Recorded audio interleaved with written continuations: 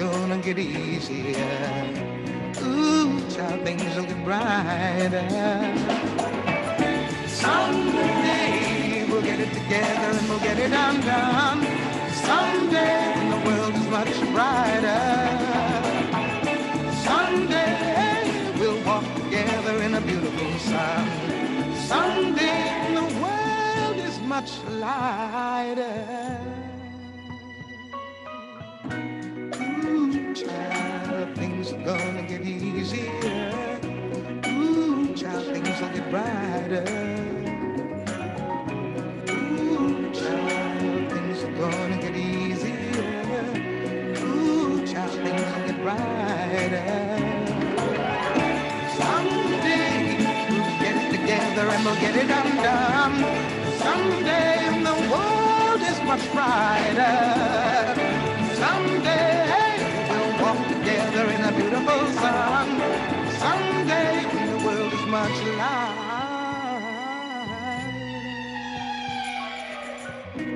Ooh, child, things are gonna get easier. Ooh, child, things will get brighter. Ooh, child, things are gonna get easier. Ooh, child, things will get brighter, brighter now, right now.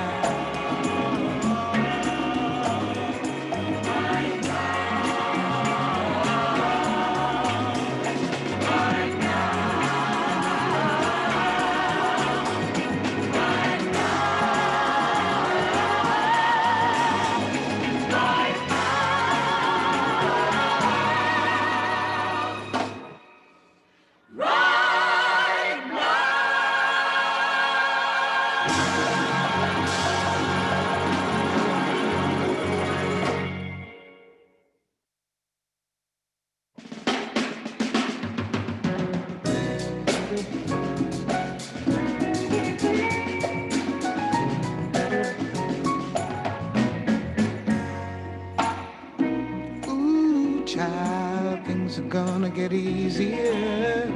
Ooh, child, things will get brighter.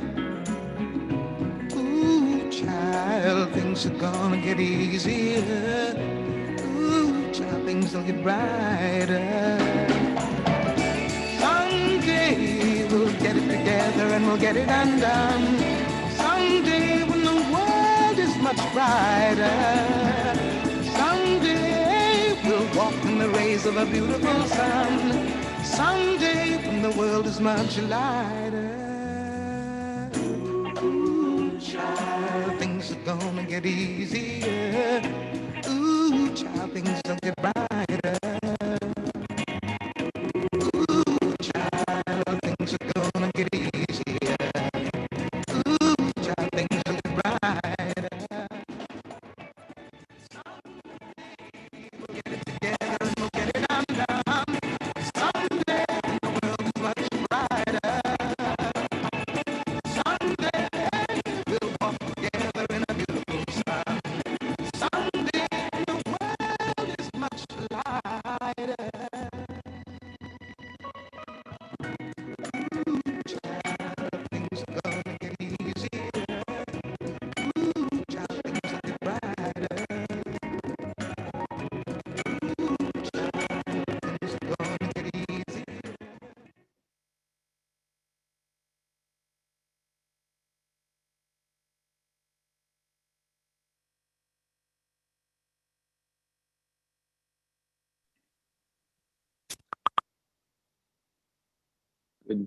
Good morning, Democrats. Welcome and thank you all for joining us this morning. We're working to ensure that we get everyone into the room, and we'll wait just a moment for the staff to let us know when everybody is in, and thank you for your patience.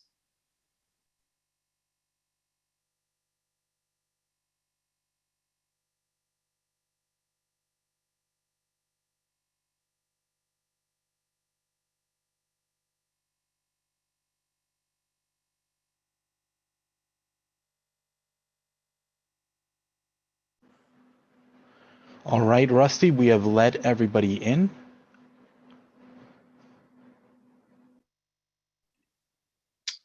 right, good deal. Thank you, Moises, and thanks you to the entire party team for their great work in helping to bring us together.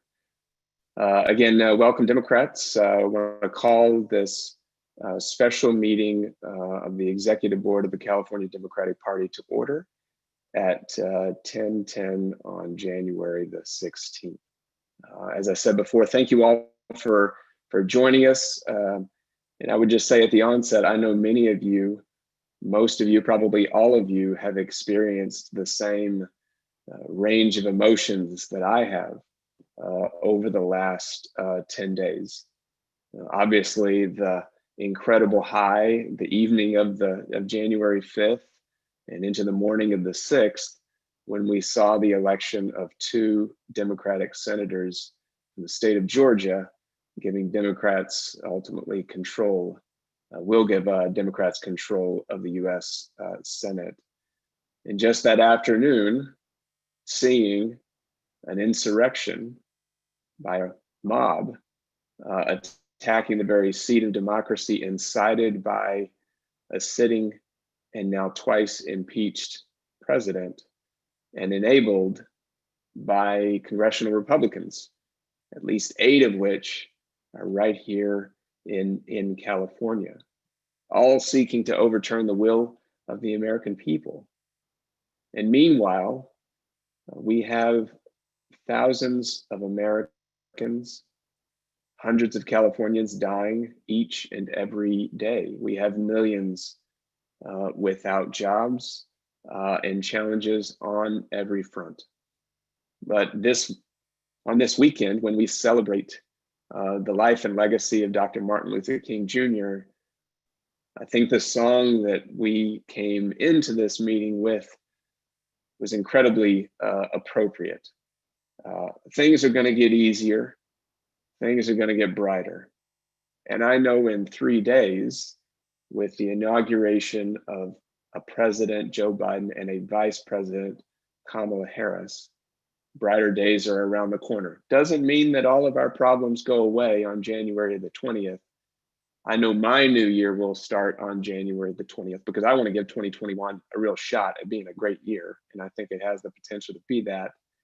But I do think it gives us hope. It gives us opportunity to bring back decency and dignity to the White House and in our country. But what it means is that our work is so incredibly important. The organizing that we do every single day is so incredibly important.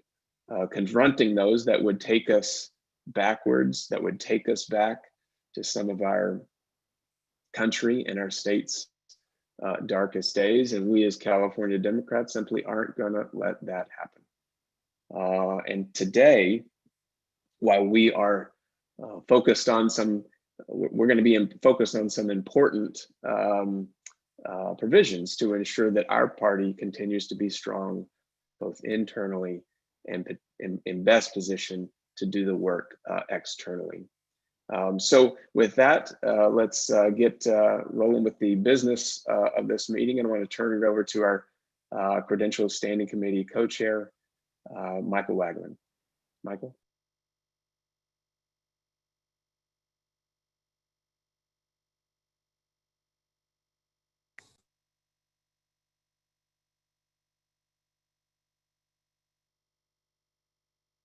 Get this right. All right. On Thursday, the Credentials Committee met and approved registrations of 196 executive board members. By the participant list, I can see we have a quorum. So I will move the adoption of the final credentials report, and seeing a second in the participant list, and also see no debate or discussion. Without objection, the report is hereby adopted by acclamation. Thank you very much, and toodaloo. All right, thank you, Mr. Wagnerman, for that report. We'll now turn to our parliamentarian for a review of proposed general session procedures and rules in line with the rules and procedures that we had in the November executive board meeting. So I'll turn it over to our parliamentarian, Kobe King. Thank you so much, Mr. Chair. Good morning, Democrats. As Rusty stated, these rules are essentially or very close to identical to the rules that we adopted in November. I am going to spend a couple of minutes just to go over them so that we're all familiar with the mechanics through Zoom and through people who are joining us via phone, to make sure that everybody understands how to be recognized and also how to vote. Basically, there are two ways to be recognized, either to speak on a motion or, well, basically to speak on a motion, and that is to either raise your hand, and the way that you raise your hand, I believe, is in the, how do you raise your hand? I know to vote, everyone, by the way, who, in order to make this a little easier, everyone who is joining through Zoom, please click on the participants list, which is one of the things that you can select, and that will bring up the yes and no buttons. Star 9 to raise your hand. So even on Zoom, Emma? Correct, if you're on the phone. No. For the Zoom co-hosts can't raise their hand. That's why you don't see it. I see. Okay, so there's a raise hand function for everyone else. That is how you either recognize, if you want to be recognized, or and this is the exclusive use, or one of the uses for the chat function. You can put a message in the chat, but I do think that raising your hand is the more efficient way of seeking to be recognized. For those who are on the phone, as Emma just said, if you're seeking to be recognized, press star 9 at the appropriate time. Note that the chat function is only for this purpose, and actually one other purpose, but to seek recognition is the only purpose. Messages that are put in the chat are only seen by the presiding officers and staff. It's not a e-board wide chat, and this is exactly the same as it was back in November. So for motions and discussion, a motion that requires discussion will have the following procedures. Once the motion has been made and seconded, then the presiding officers will first ask for 3 speakers in support. And again, you will seek recognition by either pressing star 9 if you're on the phone, or if you're on Zoom by raising your hand. We will then give each speaker the opportunity to speak for 1 minute on the motion. Each speaker will be warned that they have to speak in favor of the motion. They will receive 60 seconds to speak and a 10-second warning, and after 60 seconds, they'll be muted. In the case that someone starts speaking that was not speaking in favor of the motion, they'll be muted, and the presiding officer will ask staff for another name of someone that raised their hand to speak in favor. After the 3 speakers in favor of the motion are done, the presiding officer will then ask for 3 speakers in opposition, and we'll go through the exact same process. 1 minute, have to speak against the motion, receive 60 seconds and a 10-second warning. They'll be muted after that. And the same process, if they end up speaking on them in favor of the motion, they'll be muted, and we'll go to the next one. So we'll probably take more than 3 names, so that if there are any issues, we can just move on smoothly to the next one. So we'll take 4 or 5 speakers. Yeah. I don't want to interrupt your flow, but I do see Glenn Glazier both having his hand up and waving quite vociferously, energetically. Yeah. All right. Well, why don't we? Sure. Why don't we unmute Glenn and let him? We'll find out for what purpose he seeks to be recognized.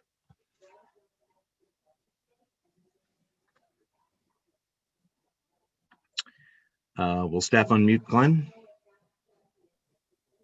Thank you for recognizing me. I rise under a point of order. You said that, or actually it's more like a point of personal privilege. You said that people can send messages via chat to staff in order to be recognized and do other things. However, chat is at the moment completely disabled. We cannot use it in any way at the moment. So those functions are no longer available to us, and I'm seeking that it be re-enabled to chat to staff. I don't necessarily need a whole e-board wide chat, but if we're going to do the things that you asked us to do in chat, we can't do it at the moment. Thank you, Glenn, for raising that. Staff? I can step in. I can step in. I have just fixed it. All right. Glenn, thank you for bringing that to our attention. Very much appreciate it. And I'm glad we were able to quickly get it fixed. Thank you, Moises. Okay, and thank you, Rusty, for pointing out that Glenn was seeking recognition. I appreciate that as well. All right, let's move on to voting, which will take place after the 6 speakers have spoken for a minute each. And so there are basically 2 ways to vote, a way for those who are on the Zoom call and those who are on the phone. For those on the Zoom call, again, if you click on the participants function, you will see you'll see the yes and no buttons that will appear basically at the bottom left of whatever box comes up, the green check yes button and the no red X button. When the time is to vote, you can click on those green and red buttons at your leisure. We'll take the yes and votes together. After that, as soon as we call for the vote on that, at the same time, we will ask for those who are participating by phone to indicate their yes votes by clicking *9. We will then wait maybe 30 seconds or so for staff to count the phone votes that are yes. We will then put down all the phone votes, and then we'll ask all those who are against the motion and are participating by phone to press *9 to record their no votes. So again, if you're on Zoom, you can just press the yes or no at any time. If you are participating by phone, we'll take the yeses and the nos separately.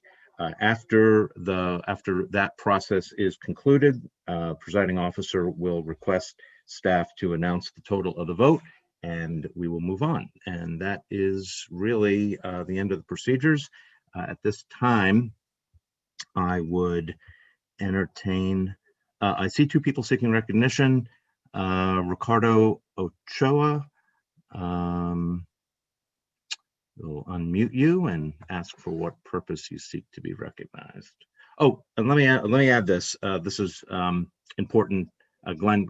Before we recognize Ricardo, the chat function, now that it's been enabled, is not only used to seek recognition, but is also, and again, you cannot use it to make a motion. You can only make a motion if you are recognized, and then you can state that orally.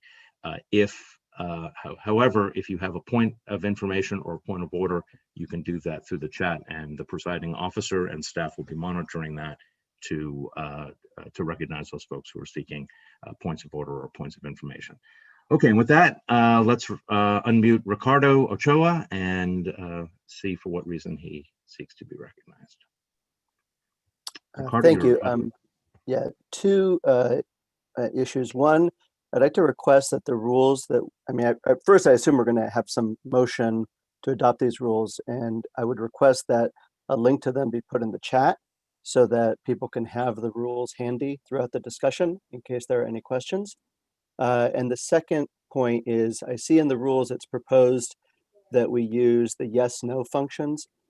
We have found in San Diego at some of our local Democratic Party meetings, the yes/no functions on the newest version of Zoom function like a reaction, kind of like a thumbs up or a clapping gesture, which means they fade after a few minutes. So it can actually be hard to count votes because they will disappear.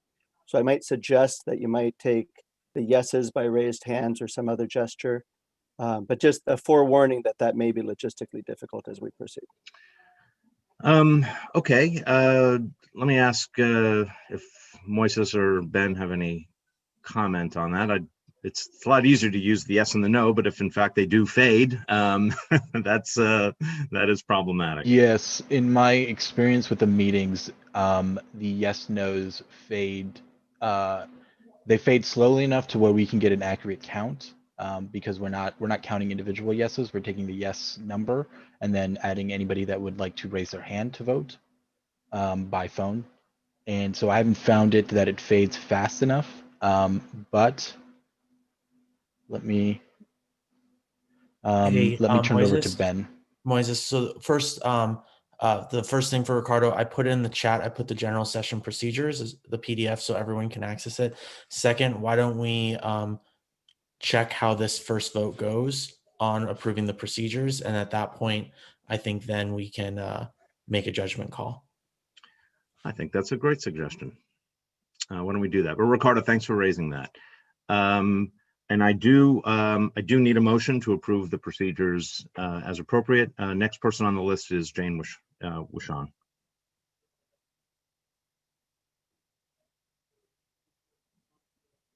Unmute. You Hello, are unmuted. can you hear me now? Yes. I move that we approve these procedures. Okay, thank you. Is there a second? And I'll take either a wave of someone's hand. I see lots of hands being waved, so we will assume a second. Is there anyone who would like to speak? We don't need speakers in favor of the motion or against, I don't think, but if there's anyone who would like to speak for or against the motion, we will take their names at this time. So why don't we lower all the hands at this time, and then for those who want to be recognized to speak in favor of the motion, we'll take those folks at this time.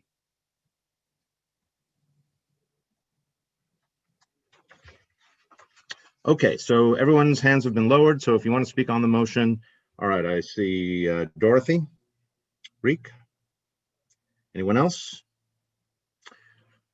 Okay, let's unmute Dorothy, and Dorothy, you may speak in favor of them. I'm just wonder if we could just amend the procedures to have the debate alternate between in favor and opposed, so that the people who are on one side or the other don't get the last three speeches and no one can counter their arguments. I don't understand why we're doing 3 for and then 3 against, or the other way around. I think that should alternate. I don't have a problem with that. Why don't we do it this way? We'll take the names of up to 4 speakers, only 3 of which may be used, and the 4th would be used in case there's an issue, audio issue, or someone mischaracterizes what they want to do. And then we'll take the 4 names for those who want to oppose the motion, and then we'll alternate like we do in a regular session. I'm fine with that, Dorothy. Toby, do we have a time for the speakers? 1 minute. Thank you. Okay, Michelle Krug. Just a clarification for me who does not have the ability to use the chat. I had someone read through the procedures, and there was a section that said that to be recognized for a point of order or point of information, you would need to put that in the chat as opposed to raising your hand. So I just wanted to clarify that I can continue to use the raised hand for voting as well as doing it for a point of information. Is that good? Yeah, that's fine. But remember, we would like you to use the yes and no buttons for voting, not the raise hand, but you can use the raise hand to seek to be recognized for any purpose. Okay, thank you. And I can use yes, no. Thank you. Yes, super. Okay, I see no one else seeking recognition. And so going along with what Dorothy just said, are there any speakers who would like to speak against the motion? Please raise your hand at this time. Seeing no one seeking to be recognized, let's move to a vote. Here's our first test case. So first thing to do now is to press, if you're in favor of adopting these procedures, please press the yes green button. If you're against adopting these procedures, please press the no button. At the same time, if you're on the phone and you would like to vote to adopt these procedures, please press *9 at this time. We'll wait a few seconds.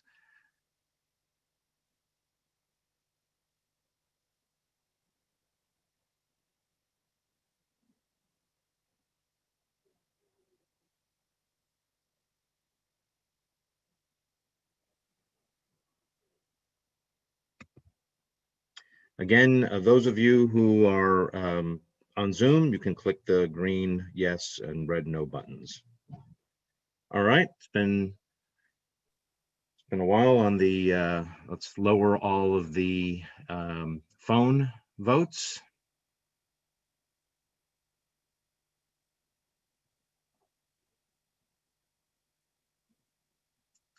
And now those of you who maybe are on the phone and are opposed to adopting the procedures, press *9 at this time.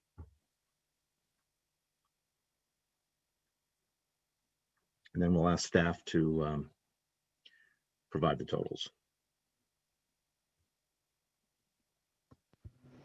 All right, Kobe, I have counted 84 yeses and 1 no. Okay, so the motion is adopted, the procedures are adopted, and I will turn the meeting back to the chairman. Thank you. All right, thank you, Kobe, and I'm glad to see we have procedures and rules by which we will move forward with the business of this meeting. So we'll take up our first item, which is related to our ADEMS process, an amendment to Article 6. With that, I'll turn it back to our parliamentarian who's been also leading the effort from the Rules Committee with respect to the ADEMS amendments and process. So with that, I'll turn it back to Kobe King. Thank you, Mr. Chairman. Wearing a different hat here, my ADEM subcommittee chairman hat. So in the packet on page, I think page 2, but let me just get to it. Actually, page 3. I'm sure most of you remember from eBoard in November that there was quite a bit of discussion on how to conduct the ADEMS in light of the pandemic. And after much discussion, we decided to eliminate all in-person voting and to do the ADEMS election strictly by vote by mail process. Because of timing issues, we couldn't amend the bylaws in order to authorize that. So the Rules Committee back in November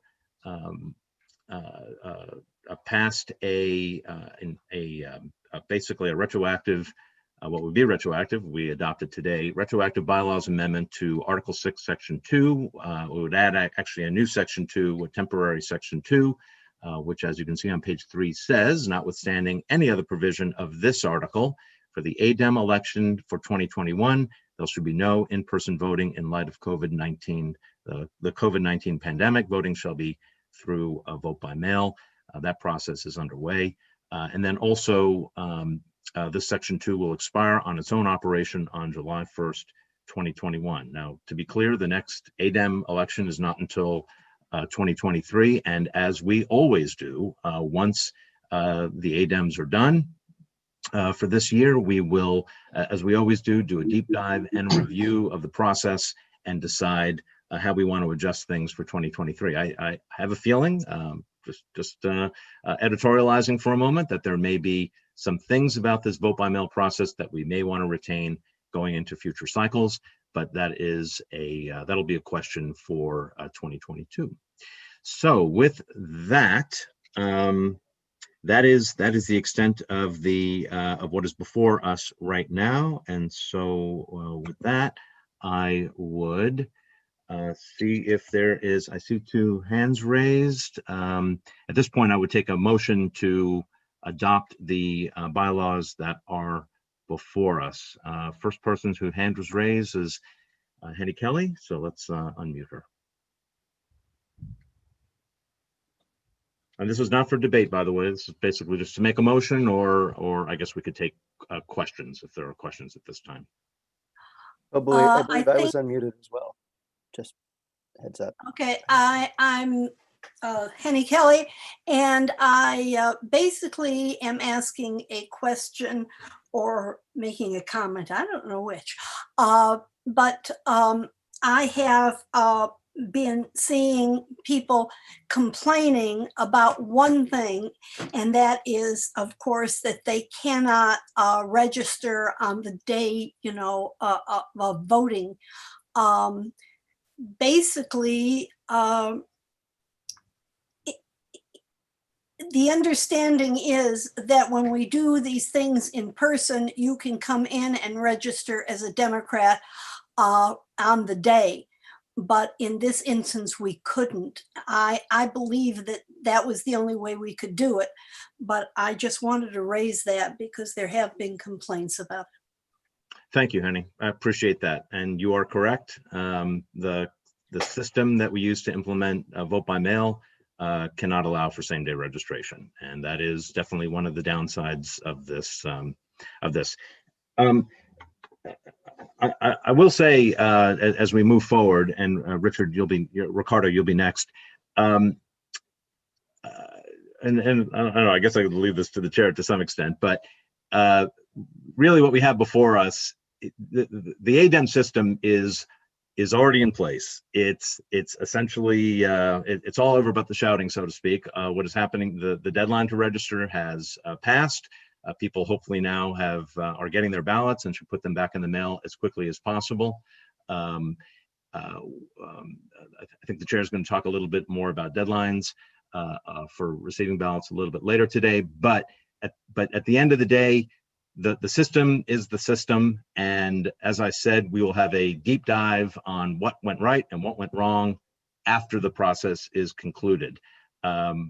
We can, of course, allow people to make comments at this time, but at this point, the system is in place, and I think the appropriate time to discuss what we like and didn't like about the system would be later on, not necessarily today. Today, all we have before us is to implement the system that seemed to have party-wide support back in November, and that is to eliminate in-person voting and to allow a vote-by-mail system. So that is what is before us today.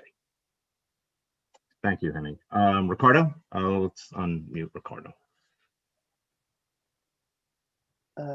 Similar to my request last time, I was going to request that the packet be put in the chat. I understand it was emailed out, but I've just searched my email. I cannot seem to find it. While it may be on the party's webpage, it's a lot more convenient for those people here to put it in the chat. It is in the chat. I saw the agenda in the chat, but I did not see the packet itself. I think the packet just follows the link to the e-board was just placed in the chat. Okay, thank you. Great. Thank you, Ricardo. All right, next is Deborah Cunningham Skrinick.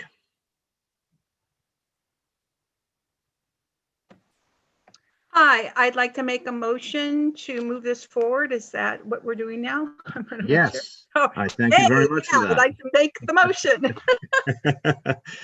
Thank you, Deborah. You're All right, welcome. the motion is made. There is I will now seek a second. Anyone want to wave their hand for a second? I see Flores Hoffman, so we'll give her the second.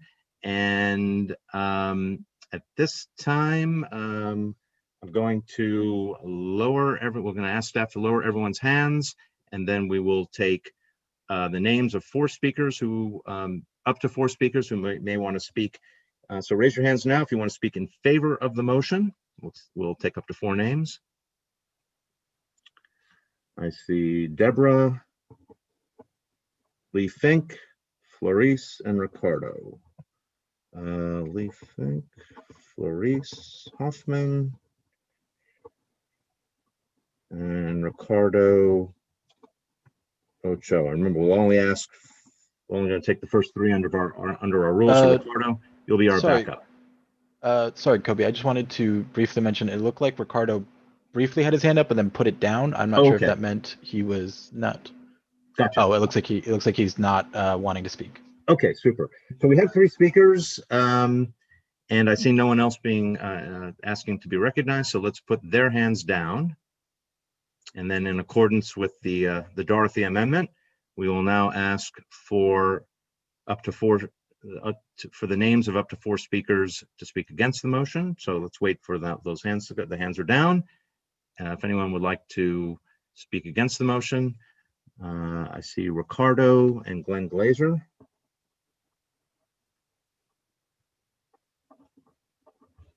And Tom O'Shaughnessy.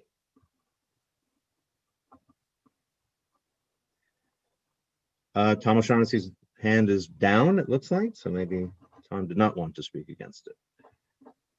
All right, so right now I've got just Ricardo and Glenn. And seeing no one else seeking recognition, we will go through the speakers. Again, you have up to 1 minute. Staff will give a 10-second warning when your time is up. And let's start with Deborah Skurnik Cunningham. 1 minute. In favor. Hello, I'm in favor of the vote by mail because I think we all knew COVID was going to be bad in January. I think it's far worse than our expectations.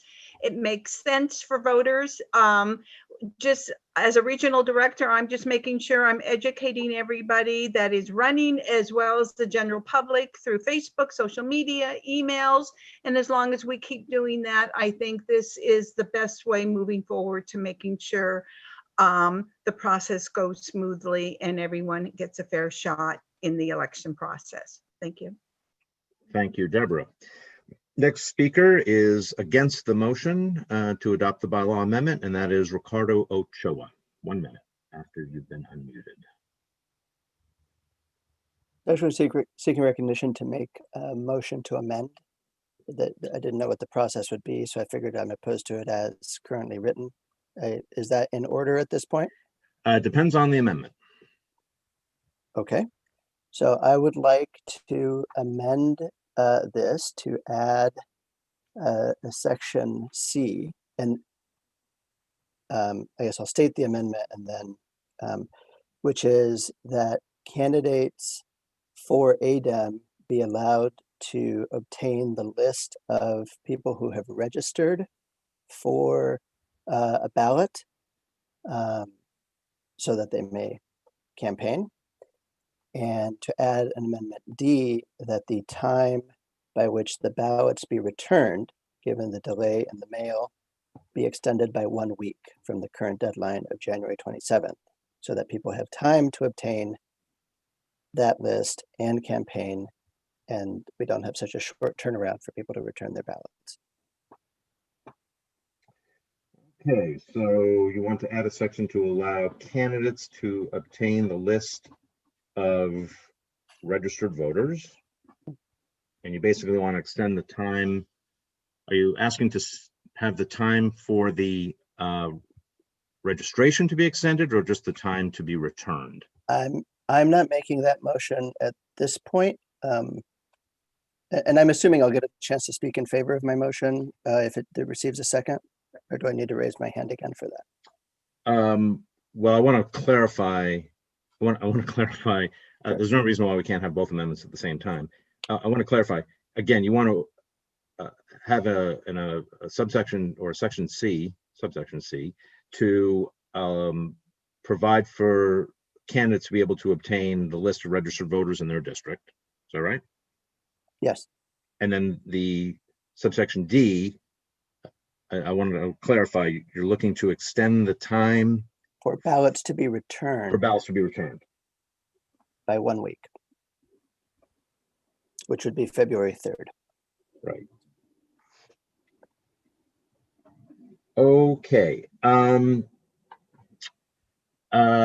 Is there a second for?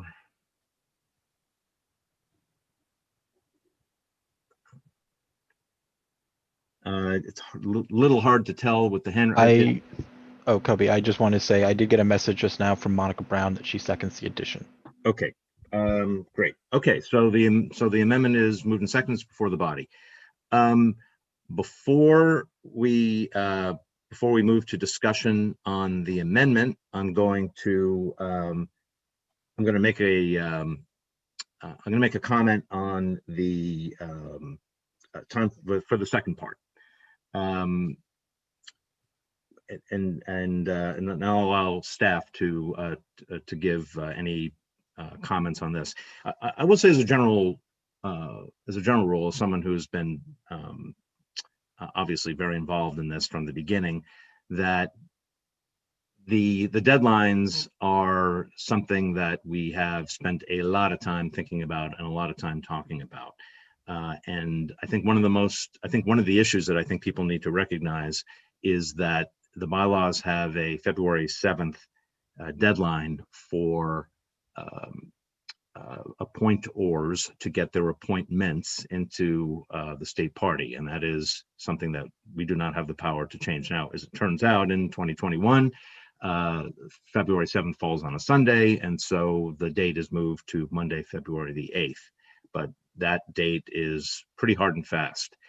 And in past ADEM cycles, as I think most people know, the results were known long before that February 7th deadline, and that provided people who did not win their ADEM slot to be able to seek appointment through other means prior to the February 7th deadline. Now, I know some members of the State Central Committee and some members even of this body don't like that process. They think that if you run and lose, you should not be able to seek an appointment, but that is the process. And one of the things that we and staff have tried to ensure is that that we have the results in time so that people have a reasonable amount of time to be able to seek appointments if they actually don't get elected. And so for that reason, while I think we would be open to a little bit of an extension of the January received deadline, and I might make a suggestion as to that. A week would just be far too much, and we could not guarantee. In fact, we'd be pretty sure we would not be able to have those results in time for people to seek appointments. So I think that's really quite problematic. Also, all the materials that have gone out have said pretty clearly that you have to have your ballot in by the 27th. I think that we would be open to an extension of the receipt deadline as long as ballots were postmarked by the 27th for, say, perhaps 3 days. And that's something that we've discussed internally. And I think that Rusty was going to talk about that as well a little later today. And I think we would be okay with that, especially given that there's now a postmark rule in the state of California. And prior to this year, that postmark rule was in fact 3 days, that if a ballot was postmarked by election day, registrars could count it as long as it was received within 3 days. I think we could do that. Staff has assured us that they believe that they could still have results done in time so that people would know whether or not they won a slot. The other thing, and this goes just generally, the number of ballots that have been requested far exceeded our most optimistic expectations, which is a great thing. But it also means that the amount of work to process those ballots, to validate them and to count them is more than we expected. And so the deadlines that we put into place are really already quite tight. And so extending everything out by a week is something I know that I would not be in favor of, and that staff would also not be in favor of. So again, I think we would be okay with adopting a new rule that would allow for a 3-day postmark rule, but I don't think we would not be in favor of going beyond that. I would like to ask staff to comment on Mr. Ochoa's First Amendment, though I'm not really sure I have an opinion on that, and that is the ability to obtain a list of the registered voters in a particular district for the candidates. Ben, do you want to speak to that?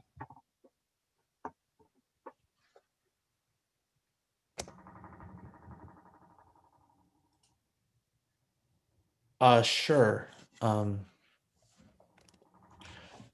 Yeah, I mean, I think we were never given any direction on how to do that, and we were always trying to focus on protecting people's privacy, since this is a secret election, and that generally when you do an election in person, you don't know who's showing up until they show up that day. And we were just trying to be protective of people's privacy. We did also have a number of people who we had to register who were in the state's program where basically your information is private, and we had to go through ways to make sure that they were also eligible to receive a ballot. But I don't feel that I'm the one that can make a decision there. Thank you. All right. Why don't we, well, Ben, let me ask you this. Would there be logistical Kobe, issues? can we defer to the chair, please? Sure, absolutely. Well, one, I would say to the issue with regards to the timeline, what the officers have discussed was a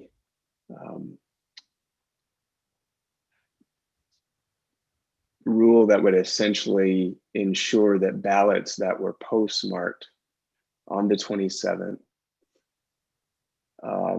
and received no less than 3 days after, or I should say no more than 3 days after, but we would go beyond that as far as we could based upon the timelines that we had with development of the roster and all the other processes that are in the bylaws.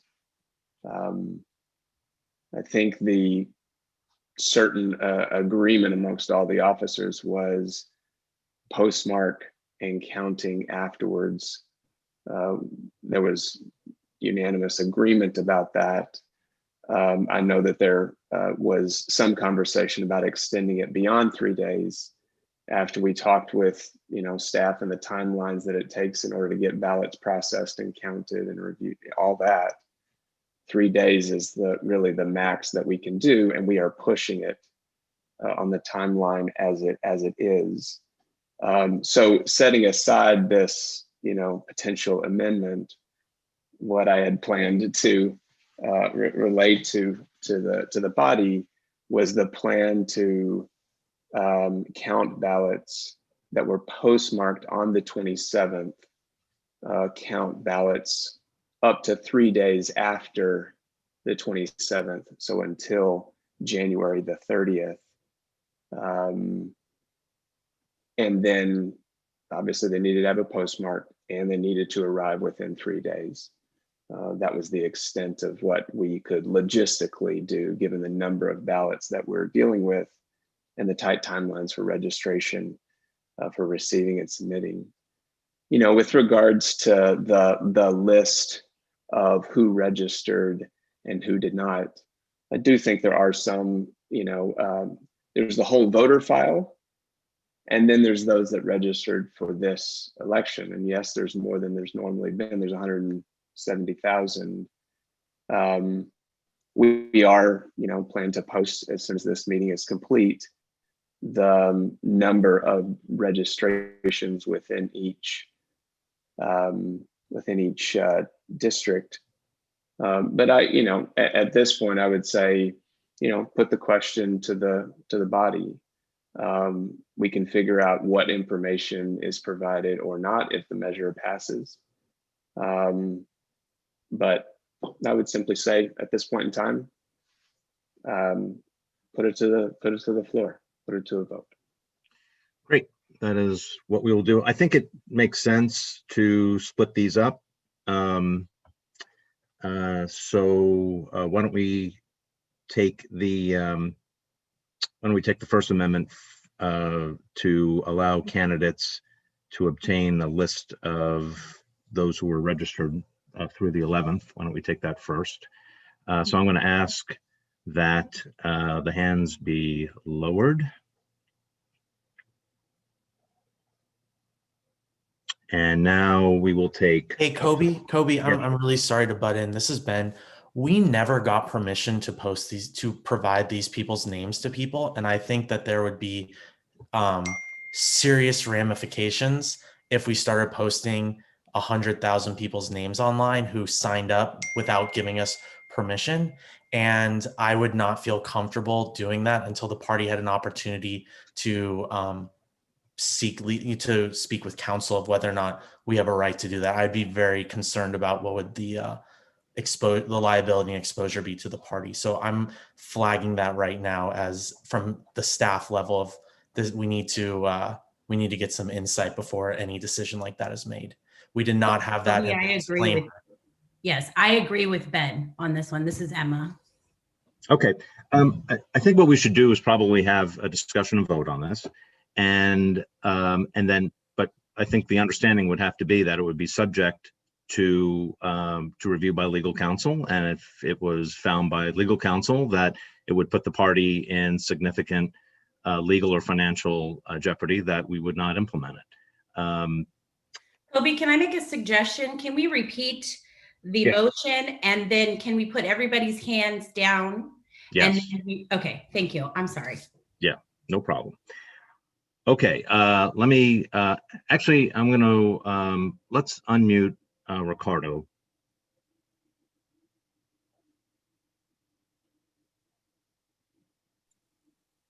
So Ricardo, I would like to, with your permission, you're the maker of the motion, to separate these out. And I have no objection. I would like you to restate your First Amendment about the register, giving the registered list. Sure. But if you're okay with it, I would like you to add a clause subject to review by legal counsel, as I just said, subject to review by legal counsel, and if it puts the party at in legal or financial jeopardy, that this amendment will not be implemented. And if you're amenable to that, then add that to your motion. If you're not, then we'll vote. Then we'll process it as is. Sure. Yeah, I'd be happy to restate, and I think this actually may clarify the question that was raised about potential legal liability. The motion was for candidates to be able to obtain the list of people who registered for a ballot in their district. The motion was not for it to be posted publicly online. It'd be the exact same process as what happens with pre-endorsement votes, where people who are eligible to vote in that, anyone can purchase a list for the purpose of campaigning. And for that reason, I'm an attorney myself. I don't actually think that there is any legal issue here, so I am not agreeable to adding a provision by which staff can unilaterally decide that this poses risks based on something that an attorney said. Okay. All right. So that is the motion. Is there so the motion is the candidates should be able to obtain the list of registered voters in their district. Okay, for a second. I see a second, so we'll move it forward.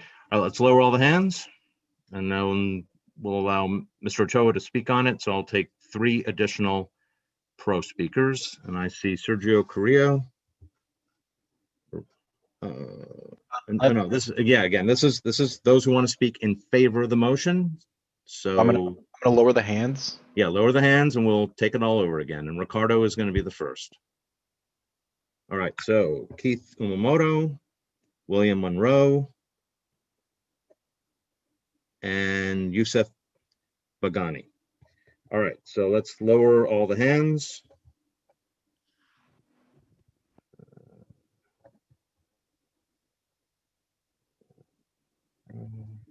I'm sorry, I'm just writing these down. Okay, so now those who want to speak against the motion, we'll take up to 4 names. So the 4 names are Lynette Henley, Sergio Carrillo, Shanna Inglesby,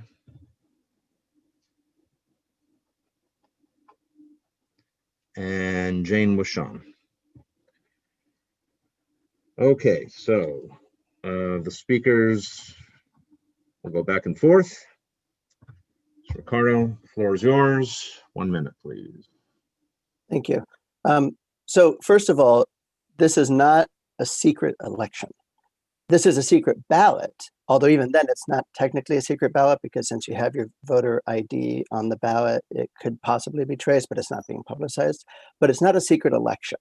The voters who participate are not secret. The voters who are eligible to vote Their identities are in the voter file. That can be purchased by anybody. That is also not secret. There's not a reasonable expectation of privacy that people are participating in an internal vote. The objection that you don't know who's going to vote at the ADEMS, well, you can persuade people up until the date of the ADEMS to come and vote, and the information of who is eligible is public, any registered Democrat. Here, we have limited the voting pool to people who can request a ballot by a date certain. And it's a little bit 10 seconds. that we would have a process by which the candidates don't know the pool of people among whom they would campaign. So I would urge support for the amendment. All right, thank you. Next speaker will be against the motion or the amendment, and that is Lynette Henley.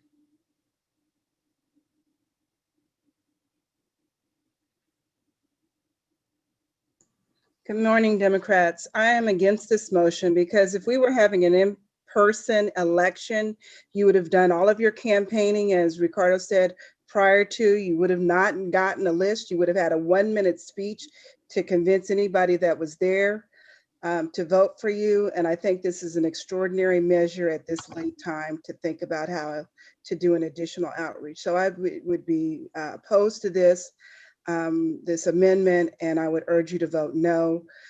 Your voter field was everybody that was in your district, and that was still the voter field that you could have reached out to and encouraged them to get a ballot for you if you wanted them to vote for you. So nothing has changed in that. It's just that they sending you the list, I don't think is appropriate at this time. You would have had 1 minute at the actual face-to-face meeting to convince everybody there to vote for you. So I'm urging everyone to vote no on this amendment.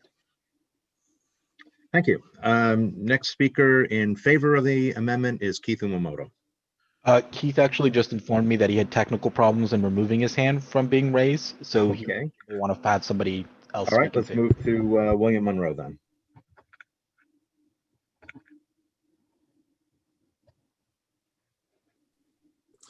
Thank you. Yes, I've been getting a lot of, I'm Regional Director, Region 1E. I've been getting several people, candidates asking me how they can get in touch with people to let them know why they should be elected. I think this is a real fundamental role of in politics, of being able to give a stump speech. In this case of a all vote by mail and distance election, the stump speech is in the form of an email, and I don't know if you want to maybe just send an email address and not a name, but people should have an opportunity to reach out and make their case to the voters as they would at an ADEM meeting. All right, thank you, Mr. Monroe. Next speaker against the amendment is Sergio Carrillo.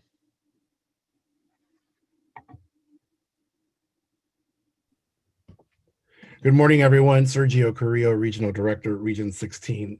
I normally would agree with this motion and having the list of voters so that we can campaign and do outreach to them. But we did adopt some rules in November, and this was not a part of those rules.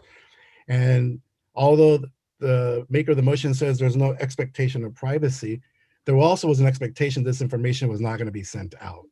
I did have people who I recruited to participate who said, please don't give my list to nobody. I'm tired of all these people calling me. And I said, of course, we're not going to do that. The rules do not allow it. That was the rules that we adopted back then. The difference between this and a pre-endorsement conference is the pre-endorsement conference is made up of delegates, people who are members of the Central Committee, people who are here for that purpose, who know that their information will be released. It's very different in this particular process here. I don't think it's fair to those who we said that their information will not be sold, just for us to change our mind halfway through. Thank you. And the last speaker against is, in favor of the amendment, and I'm sorry if I don't pronounce your name correctly, Yubani Bagani. Thank you, sir. It's Yusuf Bagani. And I'm in favor of this motion only because when we do in-person voting, we knew who came in, who didn't come in, and we were able to get them in and ask them to come and vote. This time, we tried our best and make sure that we recruit everyone to go ahead and register. But still, there are so many who have not received either their ballots or they received it, but they don't know what to do with it. Unless we know who are those people. We do not want to call every person in our assembly district and tell them, did you receive your vote? We don't know, we're going in blind, not knowing who have registered. So if we know the information, we'll be able to do not just campaigning, but convince them to return their ballots in timely manner. In this pandemic, people don't go to their mailbox every day to check. They get lazy. Compared to one day when you ask them to come for 2 hours, it's much easier to campaign and make sure that maximum participation is there. People agreed with us and did go ahead and register, but now we need to make sure they do turn in their ballot. And only way we can do that if we know who are they and how we can reach them. Okay, and the final speaker is against the motion, against the amendment, is Shannon Inglesby.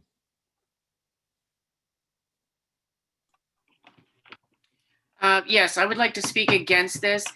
Spoken as a delegate, I receive so many emails, and honestly, I don't even read them.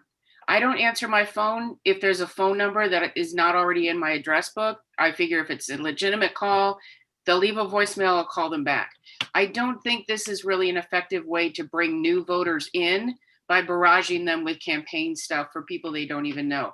Not only that, I'm still receiving emails from people from elections 2 years ago that are not in my district that I can't vote for. And it makes it impossible to actually be effective if you just become buried in the crowd. So I understand the idea and I understand the concept, but honestly, the people that vote in ADEM elections are a small group. 10 seconds. There are people that you recruit, and we need to respect the voters, the new ones and the current ones. Thank you. Okay, so by rule, that closes debate. We'll now move to a vote on the amendment. I'm sorry, Kobe. Tim Allison had a point of clarification. Okay, let's hear it.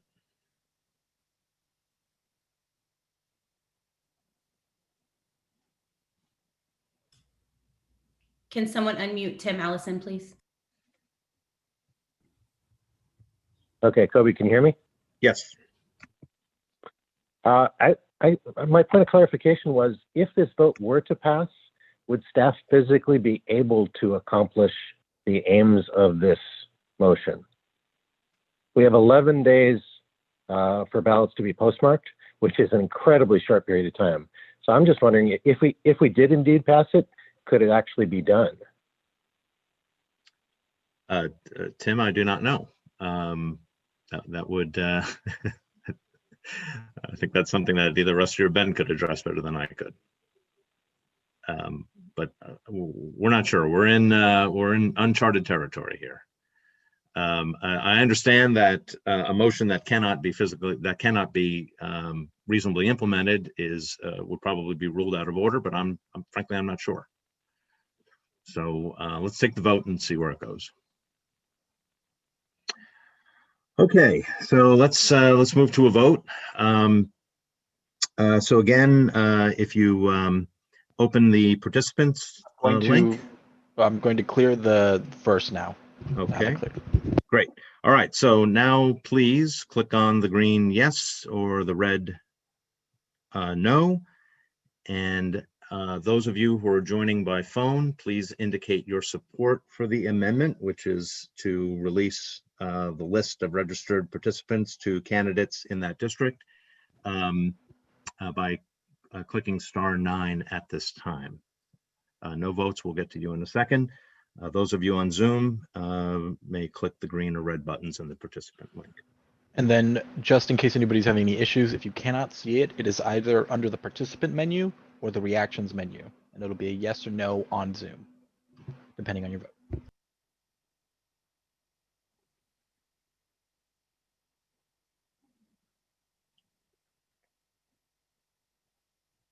Okay, let's put down the phone votes.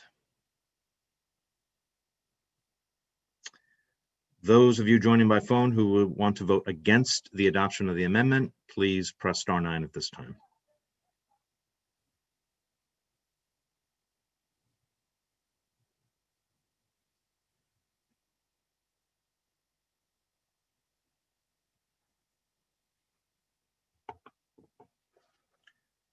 Okay, staff, if you could total the votes and announce them, that would be great. Yes, we have 26 yeses and 59 nos. Okay, the motion fails. Let's move on to Mr. Ochoa's second amendment, which is the time for ballots to be returned to be extended by 1 week. Again, as Rusty has indicated, the officers have discussed this and are very much in favor of extending the time for ballots to be received by 3 days to January 30th, as long as ballots are postmarked by the 27th. I think that given that, Mr. Ochoa, if you still want to proceed with your motion, you can, with your amendment, you can do so, but I would also suggest that given where the officers are at this point, you may wish to consider withdrawing, but it is of course totally up to you. And I will give Mr. Ochoa the floor. Well, rather than withdraw and just kind of leave it up to an amorphous process, since I think the executive board is the one that should be deciding these questions, I'd be happy to substitute or amend my motion to be what it is that you have indicated, Kobe. A receipt deadline of, I assume, 3 days, meaning Saturday the 30th? Yes. Or, okay. Yes, that is correct. Saturday, January 30th, since there is mail service that day. But since the motion is before the body, I think it still requires a vote of the body, although it can be done on unanimous consent, to substitute this new version of the motion for the old one, correct? Yes. Okay, so let's lower everyone's hands. Is there any objection to changing the motion to a postmark rule for the 27th, which would allow for the receipt of ballots to be, and again, this is just a change. This is not on the motion. This is just to change the motion from a week out to a postmark rule. Still has to be postmarked by the 27th and received by state party staff by the 30th. So if you are objecting to changing that motion, please raise your hand. Otherwise, please lower your hand. All right, I see many hands objecting to the change. So,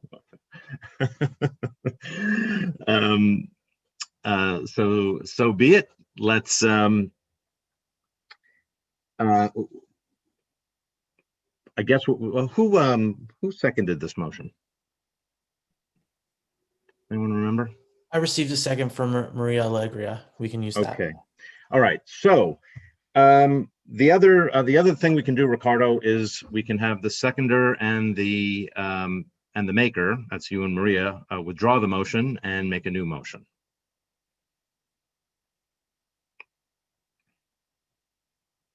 So is Maria amenable to that? Would it be in the same motion, so I can do that at once? I don't have to be recognized twice to do that. We will allow the motion to be changed to what we've discussed. Right. So I will withdraw the original motion and make a substitute motion, if Maria agrees. Maria, as the seconder, you have the right to either accept that or not accept it.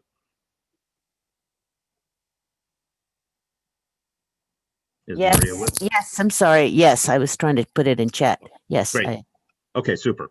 All right, Ricardo, the motion is now changed. It is now, I will assume, your changed motion. We are now proposing amending the bylaw to allow for a postmark rule where the ballots would have to be postmarked by the 27th and received in the PO box by Saturday, January the 30th. That is what is before us. We will take, let's lower everyone's hands, and we will take 3 more speakers to speak in favor of the motion, the amendment.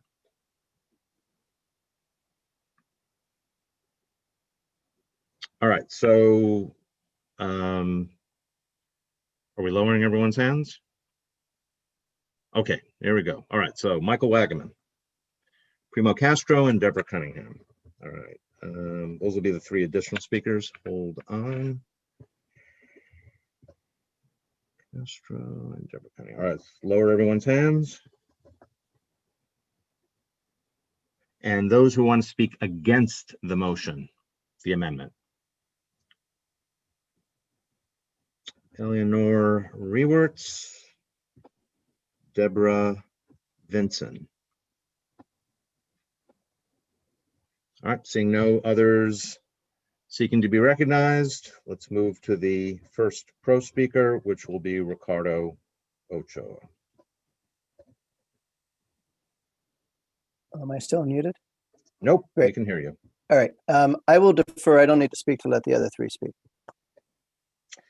Okay, great. We will do that. So let's go to Michael Wagaman then.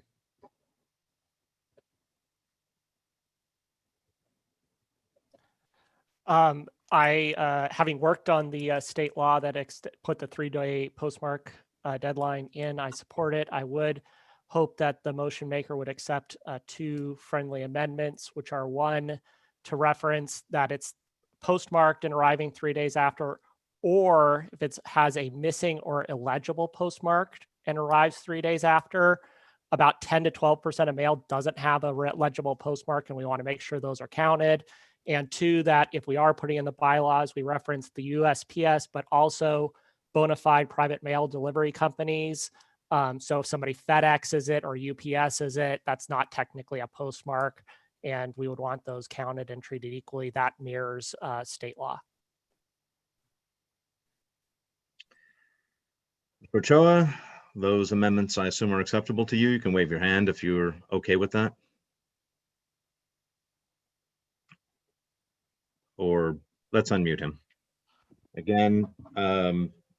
So I have a question. They're generally amenable, but the address that is provided for the return of the ballots is a PO box. You can't UPS something to a PO box.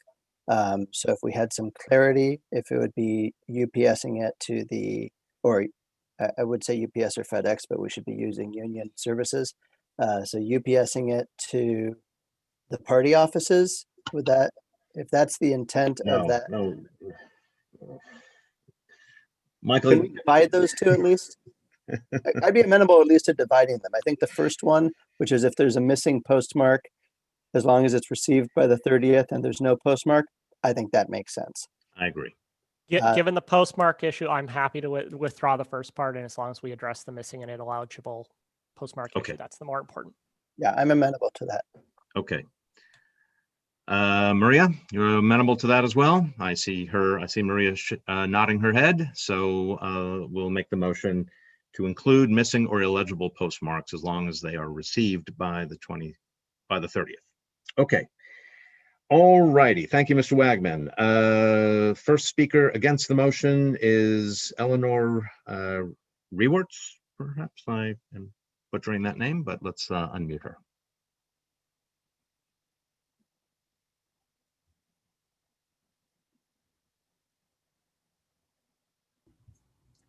Eleanor, you should be able to unmute now.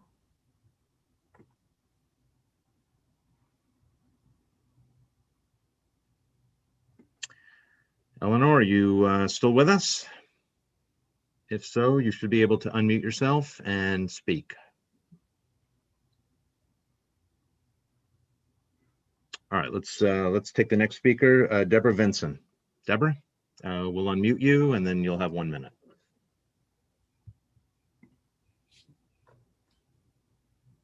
Hi, good morning, everyone. So one of the things that concerns me is we're making this too complex.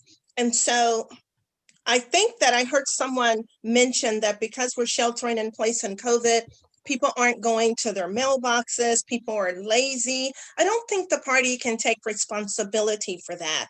I think for those of us who received our ballots and put those ballots in the mail, my expectation is that everyone else would be able to do the same. We can't just keep needling this situation. And I understand we're in a shelter in place order. I get that, but I think it's also important that people pay attention and engage. Thank you. Thank you. All right, I only have two remaining speakers on the speakers list, both in favor of the amendment. First one is Primo Castro.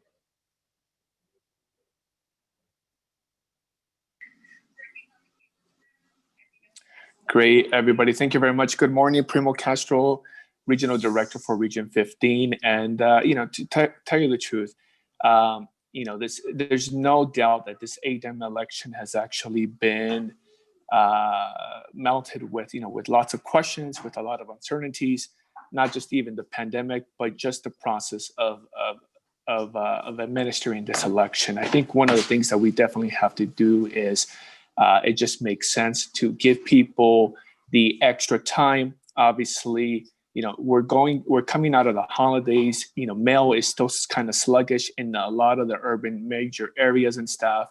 And we need to give everybody the opportunity to really vote. We don't want to disenfranchise anybody. Obviously, the extension by just postmarking with 3 additional days makes kind of sense. The original rules were a little shaky, from the very start. It's something that we should have just looked at, early on. But I'm in favor. Part of the reason, for the postmark extension of 3 days. Thank you. Thank you. At this time, before taking the last speaker, I want to recognize Rocky Fernandez, who apparently is seeking to be recognized for a point of order or clarification or something along those lines. So let's unmute Rocky. Thank you. I'm just looking out for my central committees that are in my region, and I'm not sure what the process is for getting these ballots totaled. Alameda County has their meeting where they have to approve their roster on February 3rd. That's Wednesday, and Santa Clara is the next day on the 4th. I also work for a state senator, so I'm trying to help him make appointments. So with all these deadlines, I'm just curious how quickly the ballots can be totaled, because if we're extending this out and that leads to the results being put out a couple of days later, that really screws over central committees and elected officials that are trying to make appointments. So can we get a little bit of information on that? Because that's really valuable in knowing whether or not we should approve the extended deadline. Sure, that's a very good question, Rocky. I'll give you the information that I have, and if staff has further information, they can correct or clarify what I say. Because of that February 8th deadline, we have all agreed that we need to make every effort to post final results by 5 p.m. on Thursday, February 4th. That would give appointers and potentially county committees as well time to make last minute appointments. So that is our self-imposed informal but deadline, but it's something we really want to adhere to. To the extent that we have preliminary results, we may post them sooner than that, but I don't think we're making any hard and fast commitments to that, because preliminary results are by definition preliminary and will be the result of incomplete, not all the ballots, but if we're able to post early results, say based on those that arrived by the 27th, the party staff is endeavoring to do that. So we're going to post results as quickly as possible after the deadline of the 30th, and our goal is to certainly have final results done by Thursday, February 4th at 5 p.m. Ben, you want to add anything to that, or have I pretty much got it? Yes, so the plan is to post on February 4th. The staff is doing everything we can to expedite the process. Whatever we can do to expedite counting the ballots. Unfortunately, we can't release preliminary results because one of the checks we have to do is that if 2 ballots come in with the same ID number, both ballots will be nullified. And so we don't want to say that someone that a vote is there, and then the next result, the vote is taken away. That we're worried about that confusion. So we'd rather just get the results counted, scanned, because as is in the rules, all the ballots will be posted on the ADEM website, and we want to get to that point as quickly as possible, and all these other things will just delay us. Thank you, Ben. Okay, final speaker on the amendment to create this 3-day postmark rule is Deborah Cunningham. So let's unmute Deborah, and then we can move to a vote. Hi, I'm the Region 18 Director, and I'm in favor of this because of all the issues we had with the soon-to-be prior administration doing everything they could to sabotage the U.S. Postal Service. And it'll be a while before the Biden administration will be able to make a lot of the fixes. So I am in favor of this extension of 3 days as long as it's postmarked by January 27th. Thank you. Okay, thank you, Deborah. And to clarify, the motion also provides that if it's received by the 30th and the postmark is illegible or missing, it will be counted as well. All right, so that is the motion before us to amend the bylaw amendment. At this time, we'll move to a vote. I see David Atkins. David, let's unmute David and see for what reason he is. Let's delay my point of clarification till after the vote, if that would be amenable to you. Totally fine with me. I'll call on you as soon as we vote. And then just to clarify, I did call for 3 speakers for and 3 speakers against. I only had 2 speakers against, one of whom did not respond. So at this time, I think we'll just move to a vote. So the amendment is before us. A yes vote would create this postmark rule. A no vote would defeat it. At this time, please, if you're in favor of the amendment, please press the green yes button. If you're against the amendment, please press the red no button. Just to step in, because we had hands before, I'm going to clear it all, and then if you can please repeat your vote now. Okay. Yes for green, no for no on red. Those on the phone, please press *9 if you are in favor of the amendment at this time. And again, if you cannot find it, it is under the participant menu in Zoom or the reactions menu. Both of those will pop them up. Thank you, Moises. Appreciate that. All right, we'll give the phone folks another 10 seconds or so.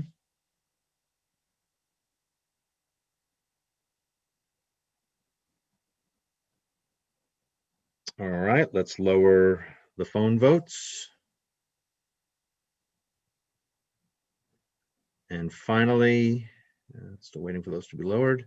And finally, if you are against the amendment and you're joining us by phone, please press *9 on your phone at this time.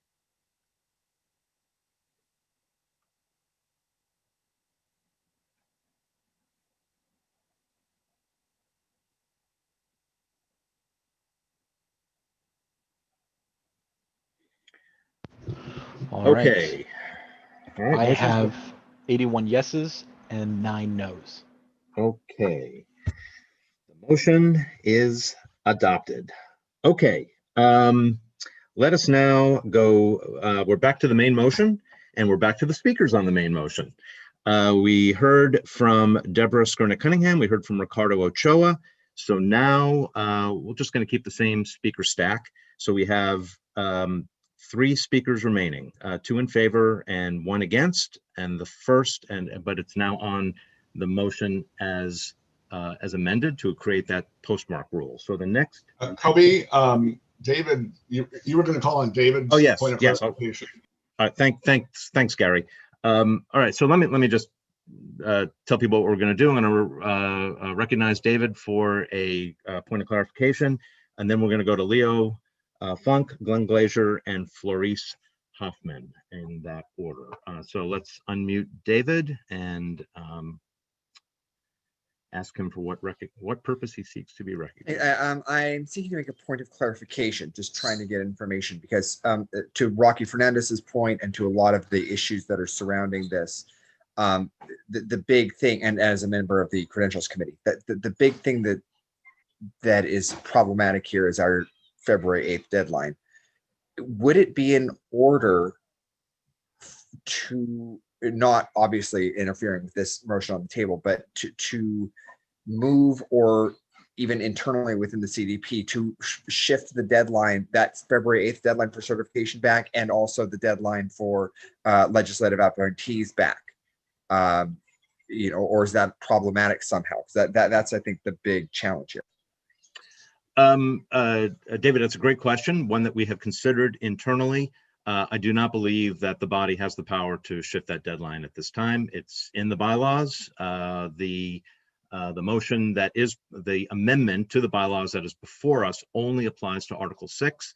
That deadline is not in Article 6. Thank you for raising it, but we do not have the power to move that deadline, which is a deadline that everybody knows. It does put us in a bit of a bind. I appreciate you raising it, but at this time, we do not believe that we have the power or the ability to shift that deadline. But thank you for the question. Okay, with that, let's move on. Let's move back to our speakers list. Next speaker is Lee Funk. Let's unmute him. Thank you. I wanted to speak about this to raise the very issue that has just been resolved, which is the postmark issue. I think it is a principle of our party that vote by mail ballots should be deadlined by the postmark date. So I'm very glad we passed this. And with that change, I think it's very clear we've got a process that is as good as it can get given the circumstances. I do think that in the future, if we look at vote by mail possibilities, we should look at the gold standard for vote by mail, which is a longer acceptance after the postmark date and the issues that Mr. Wagman brought up. But this is as good as our process is going to get. And so I hope that we move this quickly. Thank you. I yield. Thank you very much, Mr. Funk. Next speaker against the amendment is Glenn Grazier, against the bylaws amendment. Can you hear me? Yes. Great. So I understand the sequence of events that got us to where we are now. Okay. But what my objection is that this vote is pretty much a fait accompli. That what happens if we don't pass it, right? If we say no right now, then the whole process comes to a screaming halt, right? ADEM stops, right? This really isn't a vote. I mean, not in a sensible way, because the possibilities for yes and no are not rationally comparable. And so my objection isn't really to the bylaws amendment itself, which I do actually approve of, and especially with some of the things that Ricardo has said, but rather than the nature of what we're doing here and the obvious elephant in the room of what happens if we say no. Yeah, Glenn, you're right. This would completely bollocks up the entire process. There's no doubt about it. The amendment is before us as the base. It's an extraordinary situation. It's based on a consensus that we reached at the November E-Board. And just because of the timing of bylaws amendments, we knew that we would have to do this retroactively. Yes, if we don't adopt this bylaw, potentially that would throw out the results of the ADEMs and we would have to start from scratch. I don't think that's anything that any of us wants, but that's why we're having a robust discussion on it right now. But again, this bylaws amendment was the result of what it seemed to me a pretty universal consensus back in November, and so that's how we're moving forward. I'm sure you can imagine, Glenn, as a parliamentarian and a Rules Committee member, retroactive or post fait accompli amendments are not favored, but we are where we are. Before we go to our final speaker, I see that Susan Pfeiffer wants to be recognized for a purpose, so let's unmute her. Thank you, Kobe. I have been trying to address the body and say something from the beginning. I've had my hand up from the beginning, and I had to message several people in chat just to get your attention. Thank you, Emma. So I would like to mention that going forward. What I would like to ask or bring up could have been added to Richard Ochoa's amendment, but I thought it might muddy it. So I wanted to bring it up now.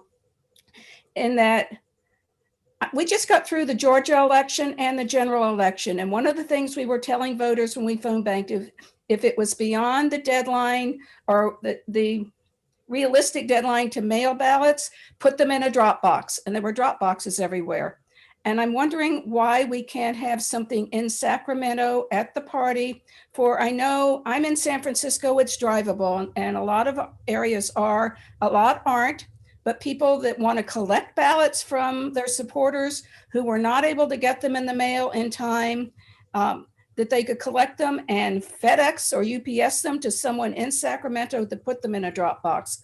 And I think we were told that that was impossible, that they had to go to the post office that cannot collect on a Sunday. So is there a way that the CDP can have some sort of drop box available on the deadline or a day or two before that might be helpful? Again, Susan, thank you for that. The answer is that we're trying to, that part of the process is to make the process of receiving ballots to be as simple, straightforward, and secure as possible, to have as few hands touching it and touching the ballots before they're sent on to the vote counters. And so that was the reason why we went with a PO box only procedure.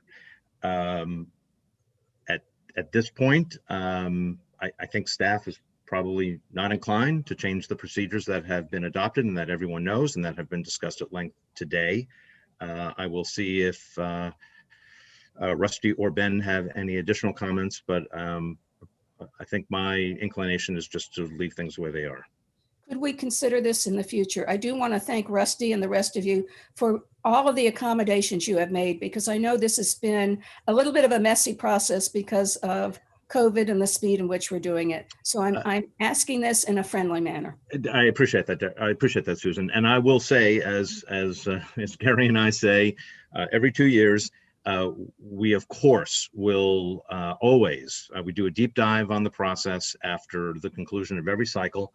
This one is very different, obviously, and we'll have a lot of more interesting things to consider. As I said at the top of this discussion, there are things about this process that we may want to retain going into 2023. But that's something for the future. Right now, I think we just want to get through this process as smoothly as possible. But I would like to end with this, that I would have liked to have asked this at the beginning of the process. I would like to just revisit when people raise their hands to please be called on. Thank you, Emma, for my finally asking her after you and Rusty to please get your attention. Okay. I don't think that was fair. Thank you. But thank you. All right, let me because this can be a little confusing, let me restate where we are, because I think that's something that a lot of people would appreciate. We're on the main motion, and the main motion is to amend the ADEM Article 6, Section 2, and the current Article 6, Section 2 will have 3 subsections. One is, as is in the packet, the first 2 are unchanged, A and B, which is that there'll be no in-person voting, that the voting will be by email. Subsection B is that this will expire on July 1st. And Article 6 will go back to the way it was before today. We can always revisit that for 2023. And then C is to include a postmark rule so that ballots that are postmarked or have no postmark by the 27th and are received by the 30th, either with if it's a clear postmark, they have to be postmarked by the 27th. If it's missing or illegible, they just have to be received by the 30th, that those ballots are received by the 30th. That is the motion that is before us. We have one speaker left on the speakers list, and that speaker is Florice Hoffman, who signed up to speak in favor of the motion. So let's unmute Florice. Hi, thank you. I just want to thank all the regional directors and all the staff and the special ADEM committee and rules for listening to the regional directors' concerns about this election and moving forward with the mail ballot. I think unfortunately, what the regional directors brought to our attention has now come true, and we are really in a situation where many of us have lost loved ones, particularly healthcare workers, labor, and essential workers. And having the mail ballot is really the only way we could have this election in January. So, of course, I'm in favor of the change, and I think we do need to revisit in the future. I'm also grateful that so many people have signed up to participate, because I had not heard that it was so many people. 170,000 is an amazing number. So, so I want to thank you, and I hope we pass this now. Okay, thank you. That Obi? exhausts. I'm so Yes. sorry. I got a private message and twice now that Michelle Krug has had her hand up for a point of clarification. All right, let's recognize her then.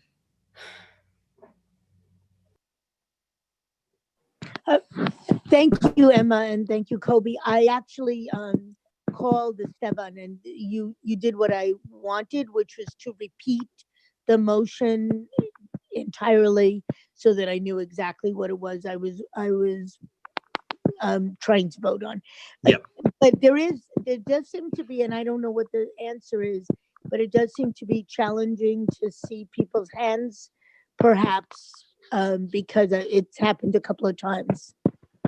It is challenging, Michelle. We're doing the best we can, but I'm glad that we addressed your concern. So, so thank you very much. Okay, the speakers list is exhausted. Let's move to a vote, and the vote is on the amendment that I just reread a couple of minutes ago, which is on page 3 of the packet, to amend ADEM Article 6, Section 2, in-person, no in-person voting, vote by mail only. This will expire, and we'll have a postmark rule as previously stated a number of times in the last few minutes. So with that, Kobe, this is Ben. Can people continually press their vote until Kobe calls it, just because the fading is happening? So if you press the green button, just keep pressing it to make sure that it stays illuminated. Thank you. Oh, okay. Or the other thing you can do is wait until I call for the vote before you actually vote. But either way, all right, so at this time, if you are in favor of the amendment to the bylaws as stated, please press the green yes button. If you're opposed to the amendment at this time, press the red no button. And at this time, we'll also take yes votes by phone. Those who are joining us by phone, please press *9.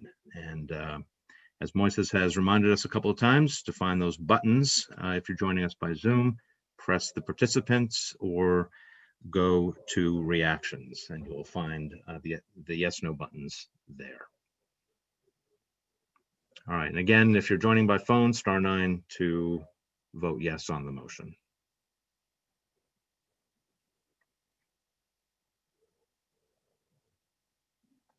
We'll give 10 more seconds on the phone votes, the phone yes votes.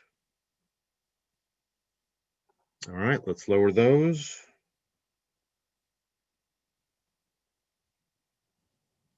And those of us who are joining by phone, if you are against adopting the bylaws amendment as amended, please press *9 on your phone.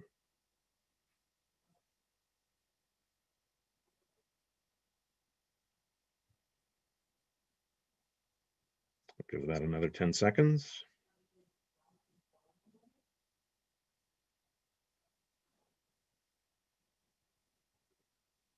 All right, Moises, can we have the vote? Yes, we have 87 yeses and 1 no. Okay, the motion is adopted. The bylaws are amendment. Thank you, everyone. This was, I wouldn't say I lost too much sleep over it, but it's good that we have approved this, which, as I said repeatedly, was really the consensus that we came to in November. So thanks everyone who participated in this, and both in November and today. And with that, thankfully, I will turn the meeting back to our chairman. All right, thank you, Kobe, and certainly appreciate the lively conversation around approving our ADEMS process in real time. I do think that we should take a moment to just acknowledge the incredible work of the party staff and team, in particular, Emma, Unique, Esteban, and Ben, who have done a phenomenal job to navigate a completely different process with unprecedented challenges and an unprecedented number of participants. 170,000 registered voters as part of this process. That's one piece. But second, this small team has answered 5,300 emails and inquiries from voters, from candidates, from board members over the course of the last 8 weeks, over the course of the holidays, in the midst of when we could be celebrating what has transpired in November and all the great work that's happened since then. I really just want to take a moment to acknowledge those 4 members of the team, obviously under Yvette's leadership, who have done a phenomenal job in this moment. And so really want to thank them for their remarkable work. So next we have 3 items, at least 3 items still left. So I want to turn it over to our lead co-chair of the Rules Committee, Gary Shea, for the next 3 items. Gary. Thank you, Mr. Chair, and good morning, almost good afternoon, fellow Democrats.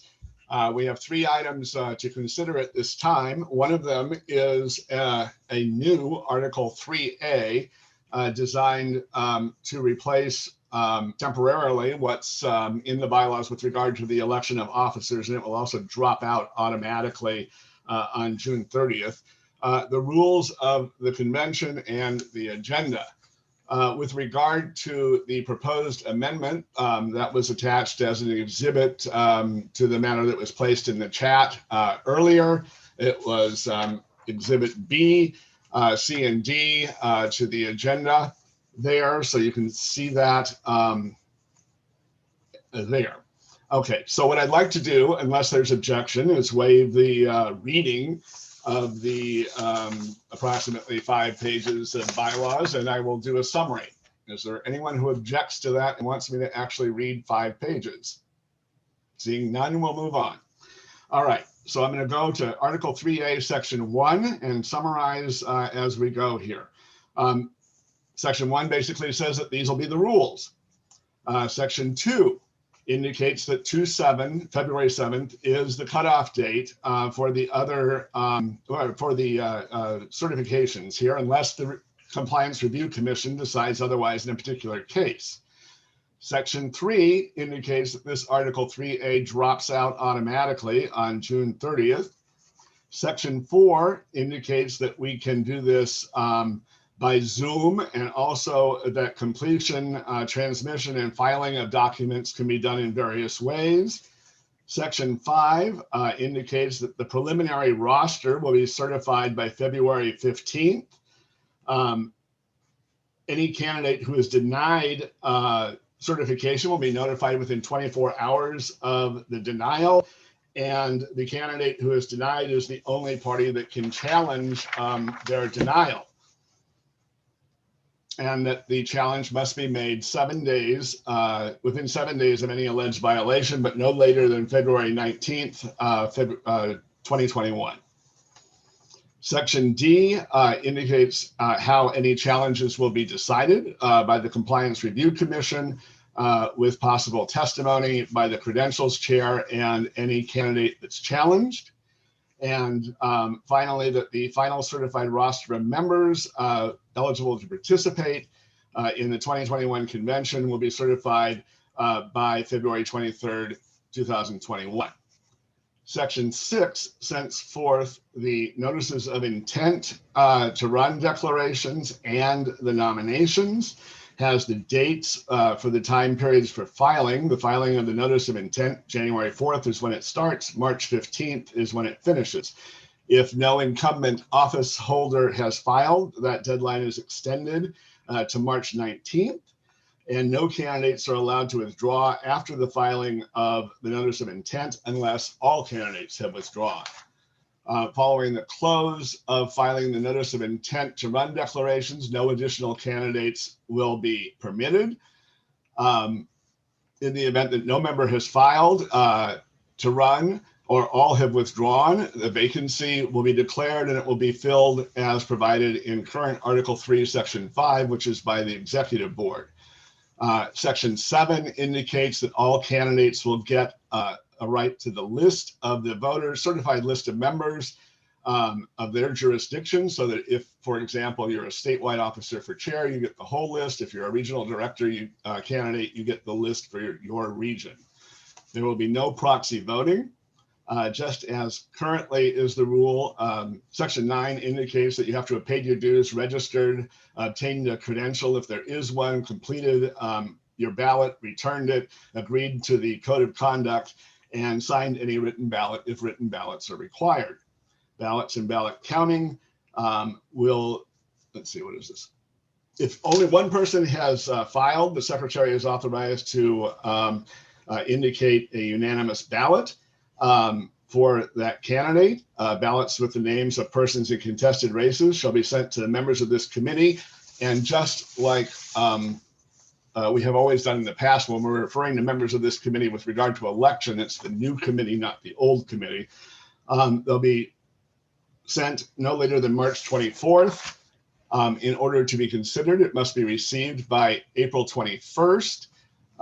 No vote for any person shall be counted unless they have been duly nominated for and accepted that nomination.